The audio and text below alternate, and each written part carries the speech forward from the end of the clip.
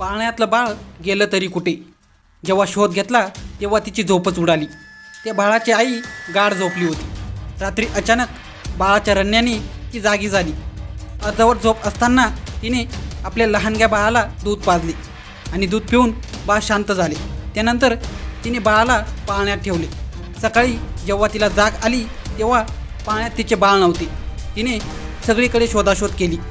शोध घेता घेता तिला एका वस्तूमध्ये बाळाचे पाय दिसले.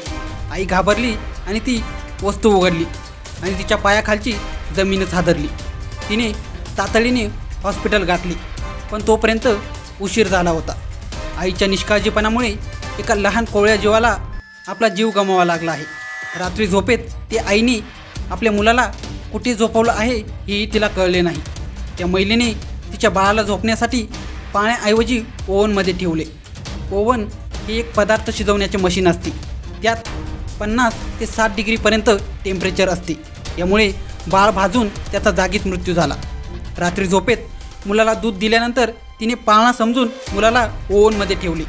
सकाळी तिला जाग आली तेव्हा तिला बाळ पाळण्यात दिसले नाही. तिने चुकून मुलाला ओव्हनमध्ये ठेवले होते. ओव्हन उघडताच त्यामध्ये तिला आपले बाळ दिसले. त्यांनी तात्काळ मुलाला रुग्णालयात नेले, मात्र तोपर्यंत बराच वेळ झाला होता. पोस्टमॉर्टममध्ये बाळाचा मृत्यू गुदमरल्याने आणि भाजल्याने झाल्याचे समोर आले आहे. रुग्णालय प्रशासनाने याची माहिती पोलिसांना दिली.